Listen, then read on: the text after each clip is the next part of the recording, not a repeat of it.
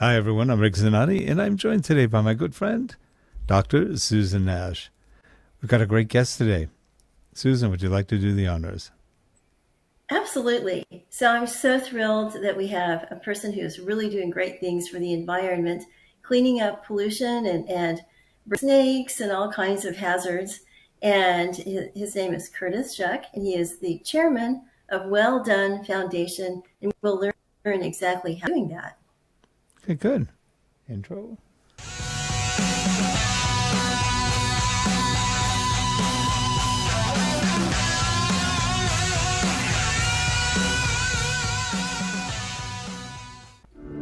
This show is sponsored by Relate Corporation, digital learning, corporate video, learning design, and management consulting. Visit us at www.relatecasts.net. Thanks. And we are back, and joining us in that middle position of power, it's Curtis Shuck. How are you, Curtis? Fantastic. It's great to see you, Susan and Rick, and thanks so much for the invitation today. No, our pleasure. It looks like you do some really interesting work, too.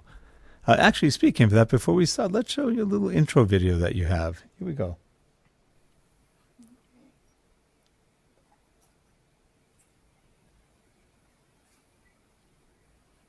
No audio. No audio. Oh, no. Are you muted? Today's well we plugged was about 4,500 metric ton, and that's equal to over 1,000 cars a year. Methane is 25 times more potent than a normal car is. We can make a real impact by closing just one well. Imagine what we can do as we're closing 10. The mission of Well Done is to identify orphan wells, plug them to stop the methane emission and restore the surface back to its original state. Today's well we plugged was about 4,500 metric ton, and that's equal to over 1,000 cars a year. Methane is 25 times more potent than a normal car is. We can make a real impact by closing just one well. Imagine what we can do as we're closing 10 and 100 and 1,000. This is simply just the right thing to do. Good video, and sorry for the staccato a little bit. It's a live show. Everything so often things don't quite go right, but that is quite fascinating. And there's a lot of wells that are being closed right now everywhere. They're pretty old. So, how did you wind up getting into this business? Well, the truth be told, that it was completely by accident. I literally happened to be in the wrong place at the right time, or the right place at the wrong time, or the where I was supposed to be. I was actually in northern Montana, in about 15 miles from the Canadian border, and I was up speaking with a bunch of farmers about shipping grain to some Pacific ports by rail through an inland facility that we had at Shelby, Montana. And as I was walking and doing a crop inspection with these farmers, a beautiful field of spring wheat was about ready for harvest, and there were some lentils that were planted in the adjacent field, and we were looking at those, and I came across my first orphan well, and I couldn't believe my eyes. I couldn't believe what I was seeing. I couldn't believe what I was smelling. And I turned to the farmers who I was walking with, and I was like, what in the world is this? Because they had been farming around it. It's obvious that it had been there for, an extended period of time. And their response was, well, these are orphan wells, and if you look across the field, they're everywhere. They're dotting the landscape, and we've been farming around these things for decades. Well, as it turns out, once you see one, you sort of see them all. And this was July 25th of 2019. And I, up to that point, 30 years in the oil and gas industry in various and sundry roles, but I had never known that orphan wells were a thing. And certainly not something like that, because, my immediate impression was, oh my gosh, this is terrible for the industry. This looks bad for us. This looks bad for anybody. I mean, in any universe, this is not good. And and so that was really that day, the 25th of July of 2019, was a pivot point. As I was driving home to Bozeman that night, I got in at about 1 in the morning, and that whole way home, which is about a 4-hour trip, I just couldn't get the image out of my mind. And so that's where the name Well Done Foundation, came during that sort of epiphany, if you would. And by the time I got back to Bozeman, then that late that night or early that next morning, had already registered the organization with the Secretary of State in Montana, started, the securing of domain names across, thank God for GoDaddy, you know what I mean? Open out all hours at 85 miles an hour, you know what I mean? And so, and that's what really started the journey for us. That's great. Susan. It's so interesting, too, to hear the stories. We were lucky enough to have you present in Oklahoma City in February, and that's where I first heard your story. And I was really impressed. And I was impressed not only that you're willing to go into the kind of most dangerous, but most toxic and polluted orphaned or abandoned wells that can be up to 110 years old. But you're also able to monitor ongoing or monitor to make sure that you learn how much you're saving, first of all, and then also to assure that there's no more leakage. Could you tell us a little bit about that? You bet. And, that's, as I first started down this path, back to that, the July 25th of 2019 date, of course, at that time, it was just pre-COVID and what have you. But at that time, orphan wells were literally one's dirty little secret. Like nobody wanted to talk about it. And part of the reason is there was no money. There was no money to fix this problem that, as I started to learn, was literally millions across the United States. And so the regulatory agencies, didn't want to talk about it. Certainly the industry wanted nothing to do with it. And so, the key there then was to figure out sort of what was going on with what I was seeing and what I was smelling. At that time in 2019, the publicly available data on orphan wells was extremely sparse. I mean, very, very low numbers of reports and accurate data sets.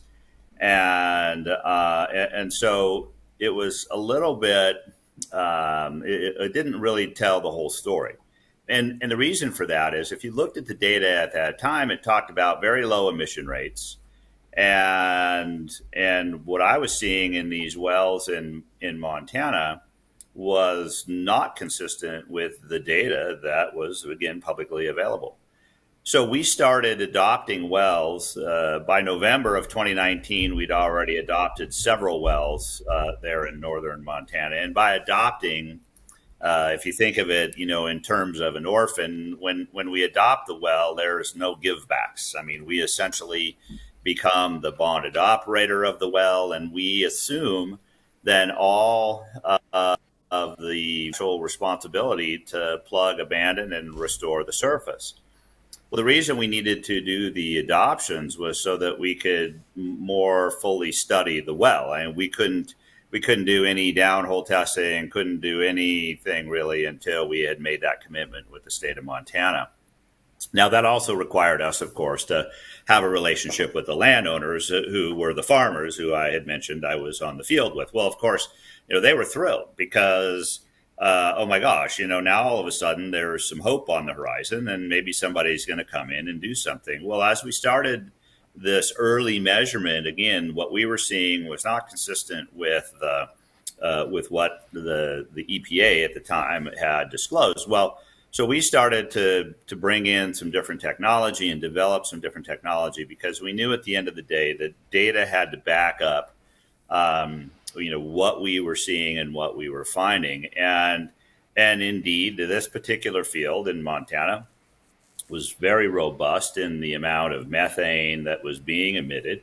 So we started, a measurement and monitoring program. We use different tools to help to express what that is. Some of the early optical gas imagery we use to present to some of the elected officials and the regulatory agencies, and we call that our smoking gun video. Of course, at that point, it really took this notion of gas that you couldn't see, but you could smell, to being able to smell it and see it. And then suddenly it's kind of hard to deny that it's really a thing. And then as we progressed in this journey of discovery for us, and, it's been that, I mean, literally from that fateful day in July to today, is every day is something new and crazy, to date, we've measured literally thousands of wells across the United States. Today, we're active in 14 states across the U.S.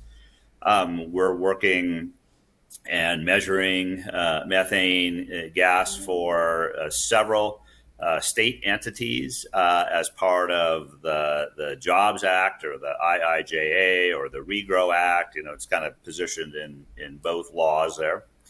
And hundreds of those wells are being reported back. And Susan, to your point, we've just signed what's referred to as a technical assistance agreement with the United States Geological Survey. Actually, thanks to the AAPG and the platform that you guys provided there in Oklahoma City, allowed us to meet that team from USGS. Well, now we've followed it all the way through. And we're going to start sharing data because I guess, as it turns out, the Well Done Foundation, who knew it? The Well Done Foundation has the most robust orphan well data set of anyone in the United States. And like I said, I had no idea that was even a thing, 3.5 years ago. And now here it is. And we're really excited to be participating in the project. I mean, I was just on a well last night until dark here in New Mexico.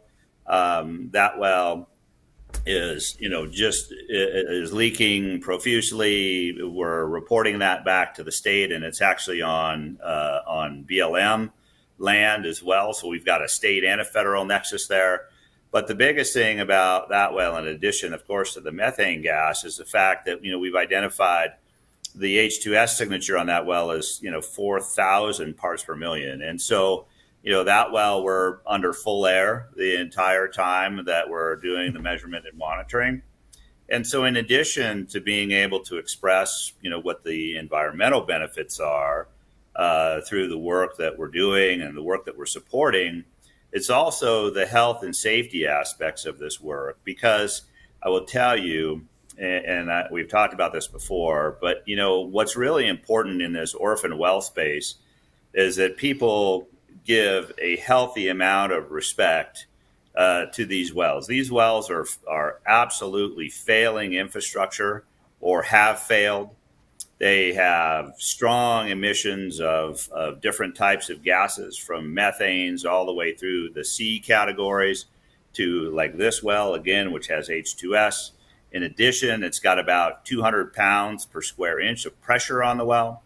These are literally ticking time bombs. And I've seen wells just recently up in the state of Kentucky, as we're working there for the state measuring and monitoring gas, that were so deteriorated that I literally just wanted to carefully back away from the well until we could create a safe perimeter and notify the authorities.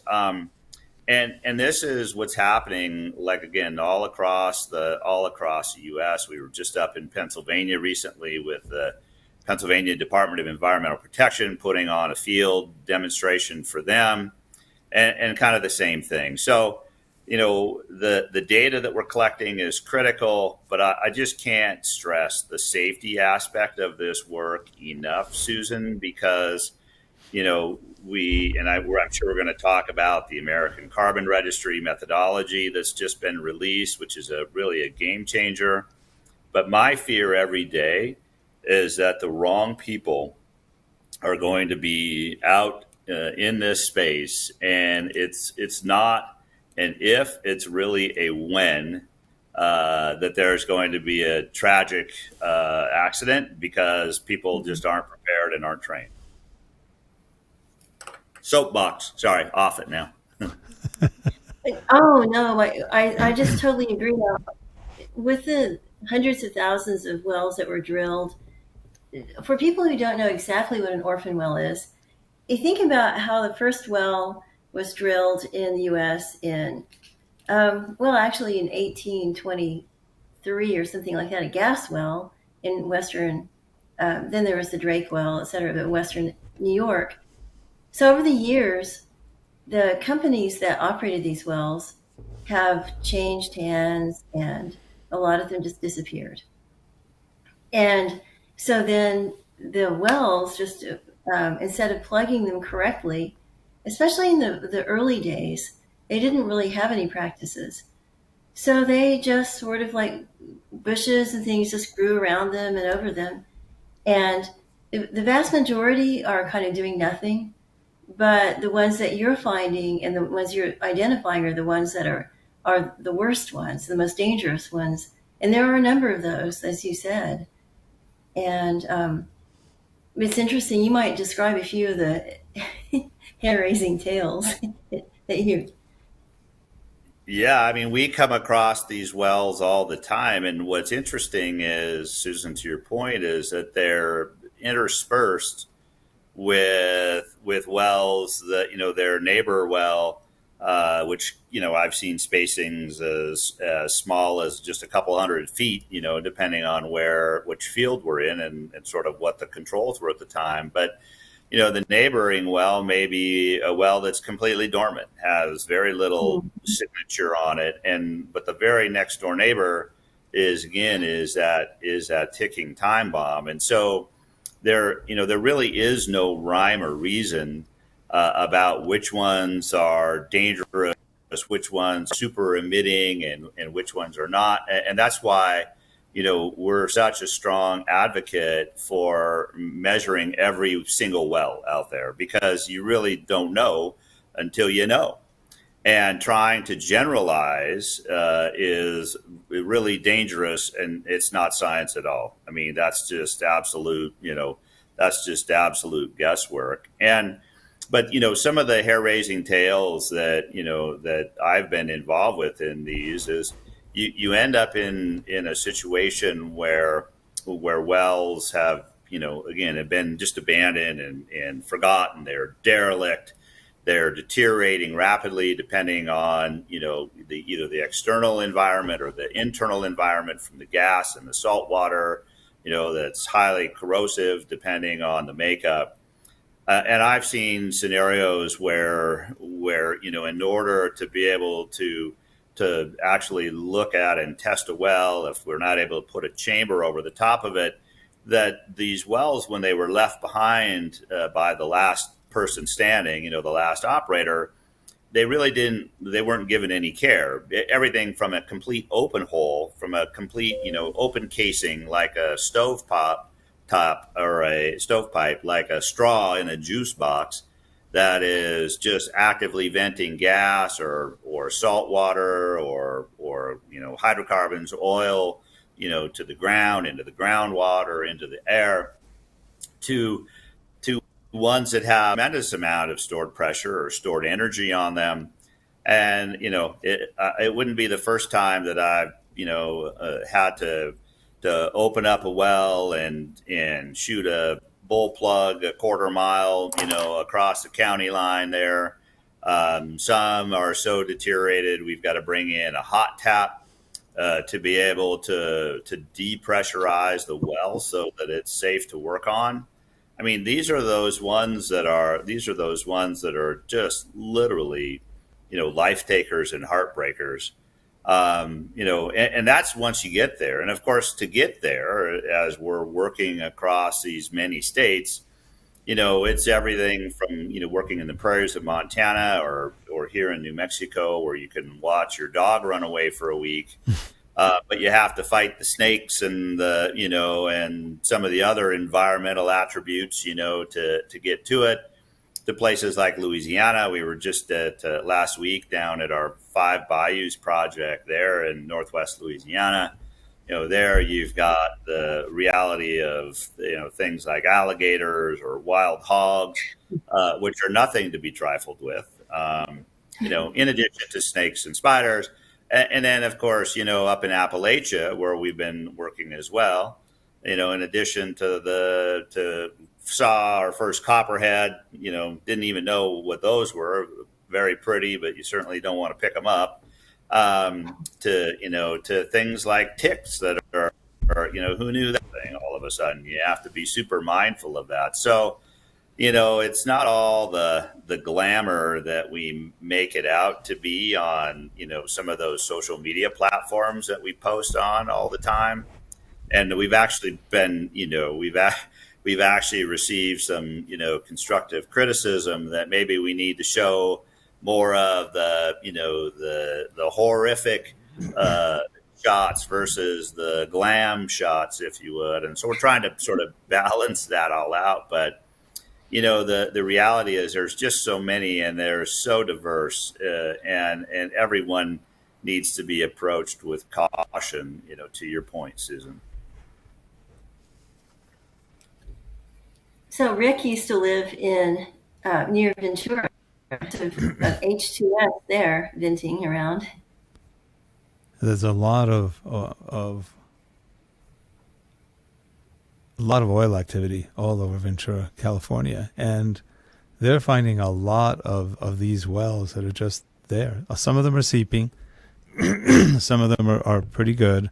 I know there's one big bunch of them. I forgot how many there were. There were quite a few in a place called Camarillo Springs, which is in Camarillo, and it's on the base of a mountain. And they did a lot. I think this is probably before they built it out in Camarillo, probably 40 years ago, maybe even more. They have a lot of them. And they found that when they did the geological studies for earthquake and other things, they go, there's a lot of wells that are capped, but the caps are breaking off. Other issues, probably everything you've mentioned or seen, they probably have that. And there's still a ton of oil work in Ventura. They've got the offshore, they've got the onshore. It's a busy oil area. That's why they charge us so much for gas up there. So that and taxes. We've actually, Rick, interestingly enough, we've got a couple of projects that we're doing in Ventura County. Interestingly enough, near the town of Peru or Piru, however you guys Piru, pronounce yep. it. Mm-hmm. Piru up in the hills. Yeah, that's almost so at the kind of edge of Ventura County where you get into it's what's that place called? It's a big amusement park. It's right over there. Six Flags. Yeah, Six Flags. That's it. Not Berry Park is out that way. They're further south. We've looked at some wells out on the coast there in Ventura County, and so we're certainly actively working there. And one of the things that you brought up, which is a really important point, is are these legacy wells. These wells that were drilled, back in, as Susan mentioned, the turn of the century or before, that have been, plugged at some level or another, and have been, and then have been gentrified around. And, we're finding this all over the place where, we're not only are we working on orphan wells, of course, and identifying those and what have you, but we've plugged several wells that were previously plugged, and where the plugs have failed. And probably the most notable was the one that we did just last year in downtown Cleveland, Ohio, in the middle of a senior citizens retirement community. And I mean, literally, 30 feet from several buildings, and, active seniors, have been walking around this facility for years, and the beautiful courtyard smelling gas. Of course, the statue of St. Francis was strategically placed over this old well. And so for years, the residents have been complaining of the smell of gas. The gas company would come out and they couldn't find any lines. They'd tell these folks that they were crazy. Well, come to find out, as they were excavating for an expansion project, they actually hit this well. They actually discovered this old abandoned well. Of course, the residents were vindicated at that point, and then we were contacted by the landowner, and so sure enough, and in that scenario, we actually ended up literally drilling out the old plug, and removing all of the cement, or actually it wasn't even cement, it was fire clay at that time. We pulled all of the old casing out of the hole. We literally drilled a brand new well with an oversized bit, put brand new casing in the well, put brand new cement up around the backside of the casing, and then we filled the entire thing up after we placed a bridge plug, filled the entire thing up to the surface with cement. So, in that scenario, we literally, drilled out the old well, drilled a brand new well, and then turned right around and plugged it. I was just there about 3 weeks ago, and they have since, built the building over the top. Of course, there's a venting system in case that there's a problem in the future, which is the modern technology, the modern engineering solution. But in addition to these orphan wells that we're working on now, Rick, to your point, we've got these other issues that we're finding all over the place that, where either the well has been so forgotten about and built around. I've seen maps in Southern California, actually in Ventura County and Los Angeles County, of some of the old legacy wells. And they're, again, same thing. There are full subdivisions and buildings that have been built up all around. So, this problem isn't going away anytime soon, apparently, How long do the wells last? Susan's probably got a better, it's kind of like anything, I think, Rick. If the well is maintained, right, like a house, if you keep up on your house or your car, it's gonna last for a long time. The problem is, as soon as you stop maintaining it, then that's when problems start to occur. And that's what we've really seen with these legacy wells, is that there's no one to remove the fluid, or to keep the gas moving, or to keep the piping replaced if it gets a hole in it. And that's, or, you repair cement if it's got, problems, and even keeping an eye on it, even knowing what's going on. And that's really the sort of that next step. Now, the good news is that regulations have changed. The operators who are operating these wells are, have much more robust maintenance programs. And, look, the oil and gas industry is one of the most highly regulated industries in the world.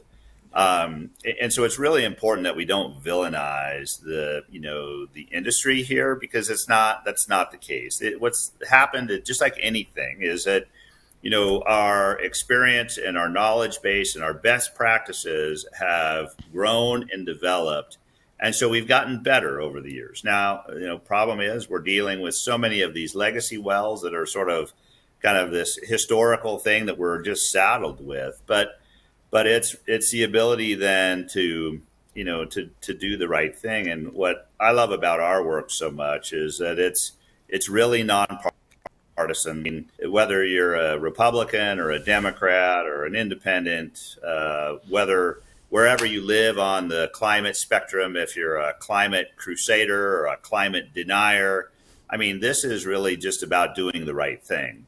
And, when I grew up as a kid, our program was always, and I think like everybody's, is it's, if you make a mess, you clean it up, right? You leave it better than the way you found it. And if you pack it in, you pack it out, right? And, I think those are the premises that we really try to operate under. And unfortunately, we're just, we're stuck with some of these that people didn't prescribe to the same program, right? Yeah.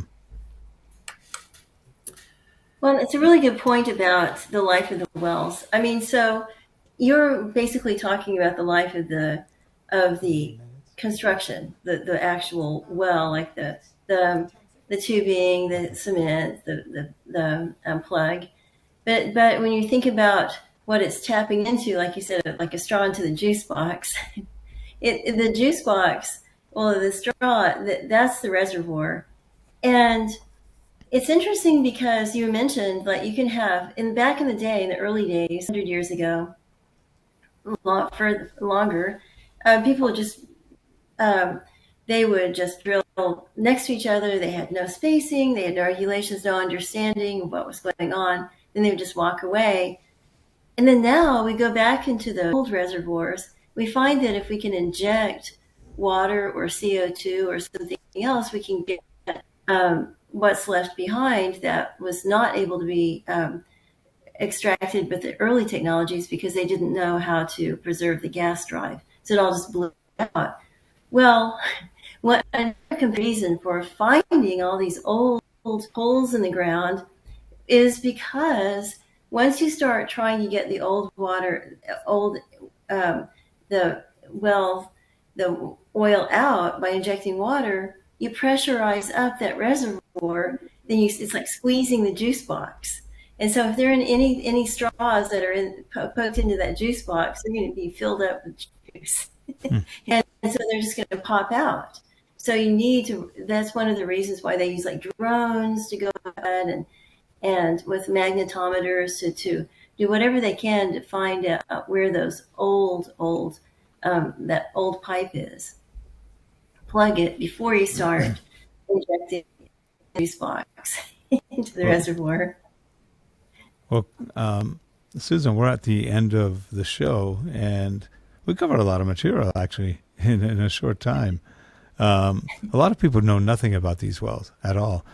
The only reason I know anything about them is we lived in Ventura, and we heard about all the things that were going on. It would show up in the news sometimes. They go, we just found just abandoned wells or tapped wells or whatever. And so people started noticing that. Other than that, nobody knew. If you can't see it, you don't think about it. And so it's very interesting. And the work you do is interesting. So, Susan, any final question? Well, I just really want to say I really like what you're doing, and maybe in a future time we'll talk about Dorothy and the equipment you have for measuring the gas. It's all very fascinating and fun to learn about as well. I just wanted to thank you and just say great job and congratulations. Thank you so much, Susan. And for us, this is a team sport. This problem is so large that it's going to take everybody working together, the industry, the environmental community, the regulatory community, NGOs like ourselves. But gosh, Rick, it was great to be on the show, and we appreciate the opportunity, and we'll look to come back maybe and give some periodic updates on what we're at and what we're doing. That sounds good. One thing we didn't ask, just to end the show, when did we finally realize these problems existed? The orphan well problem has been around for decades, and but I would tell you that literally just within the last several years, orphan wells have become cool again. Like I said before, it was everybody's dirty little secret. Now it's sort of the pretty pig. Hopefully it has a little bit to do with some of the Well Done Foundation's efforts of communication and getting the word out there. But there's a lot of people focused. Climate change has really driven a focus. This methane from these orphan wells is such low-hanging fruit that, in terms of really making an impact, I tell people this all the time. Think of it like gas on, gas off, right? So that's great. Appreciate you again coming on, and look forward to seeing you again. Enjoy the Memorial Day weekend coming up. And for all you watching in the audience, please subscribe. Give us a like if you like it. And we will be back in next week or so with another show. Have a good one, everyone. Thanks. Thanks, Susan. Thank you. Thank you, Curtis. Yes, thanks so much. We'll see you guys soon. Take care.